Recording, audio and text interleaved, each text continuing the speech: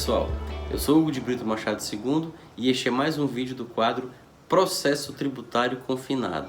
No vídeo de hoje trataremos ainda da execução fiscal, mas de um aspecto muito peculiar relativo a ela, que é o da garantia e da eventual insuficiência dessa garantia e os efeitos disso sobre a interposição dos embargos. De acordo com o artigo 16, parágrafo 1º da Lei de Execução Fiscal, só com a garantia do juízo é possível opor embargos. E como nós estamos aí diante de uma disposição mais específica, ela prevalece sobre as disposições hoje vigentes no Código de Processo Civil que permitem a oposição de embargos independentemente da garantia. Na execução fiscal isso continua sendo exigido por conta do que dispõe o artigo 16, parágrafo 1º. Mas a questão que se coloca é a seguinte: e se a execução for garantida de maneira insuficiente?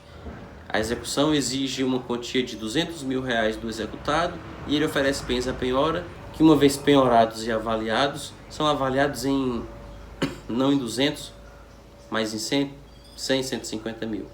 O que deve ocorrer nesse caso? Em primeiro lugar, devemos lembrar que para o Superior Tribunal de Justiça, o prazo para os embargos começa da garantia. No caso de garantia feita através de penhora, o prazo começa da penhora e não do seu posterior reforço. Se houve a penhora de bens em determinado dia e depois é que houve o reforço, penhoraram-se, ou fez-se o reforço da penhora para incluírem-se novos bens na Constituição e assim complementar a garantia e cobrir todo o valor da dívida, não será do complemento, do reforço que será contado o prazo, mas da primeira Constituição, será da penhora inicialmente feita. Esse aspecto é muito importante porque não foram raras as hipóteses em que o contribuinte fez uma indicação de bens, os bens foram penhorados, o contribuinte então apresentava a petição de embargos e os juízes rejeitavam os embargos, afirmando que a garantia não era suficiente ainda. Quando depois o contribuinte complementava essa garantia e renovava os embargos, os juízes rejeitavam esses embargos apresentados nessa segunda vez, sob o argumento de que eram intempestivos, porque o prazo teria começado da primeira constrição.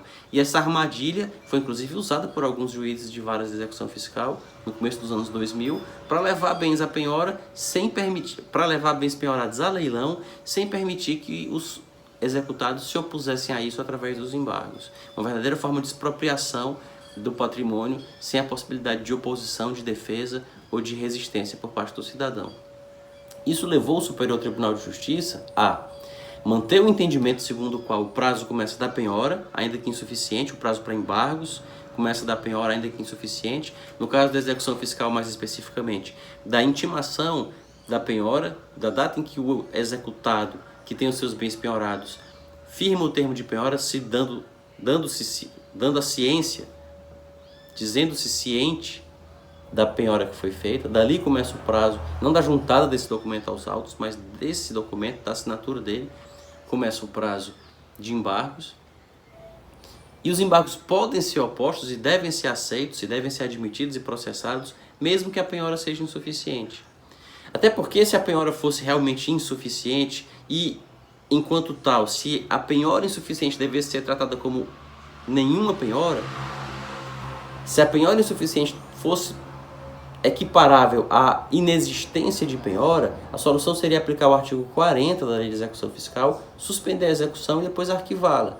Mas se é o caso de afastar o artigo 40, porque a penhora é considerada como sendo válida para efeito de afastar o artigo 40, então ela tem que ser válida para efeito de atrair o artigo 16, no sentido de que os embargos podem sim ser opostos.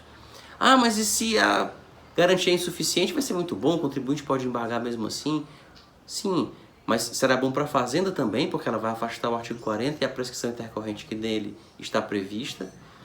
E vai ser bom para a Fazenda porque enquanto os embargos estiverem sendo processados, ela pode perseguir novos bens que poderão ser penhorados e poderá ser feito, portanto, assim, o reforço da garantia. E enquanto os embargos estiverem sendo processados diante de uma garantia insuficiente, o contribuinte não fará jus à certidão positiva com efeito de negativa a que alude o artigo 206 do Código Tributário Nacional. Então, em síntese, feita uma penhora, ainda que insuficiente, inicia-se o prazo para embargos, os embargos podem ser apresentados e o contribuinte não fará jus à certidão positiva com efeito negativo enquanto a penhora não seja, ou a garantia que seja, não seja integral. A garantia tem que ser integral para dar a ele o direito à certidão positiva com efeito negativa. Mas ele já desde logo pode opor embargos e o prazo para isso já começou. Se tiver gostado desse vídeo, não se esqueça de se inscrever no canal, curti-lo para informar o algoritmo que ele é de interesse de pessoas que têm gosto parecido com o seu e de usar a caixa de comentários para dizer o que gostaria de ver aqui tratado neste canal, neste quadro ou em outros, no Dissecando o CTN, no Sobre Precedentes ou no Sobre Indicações de Leitura. Até a próxima!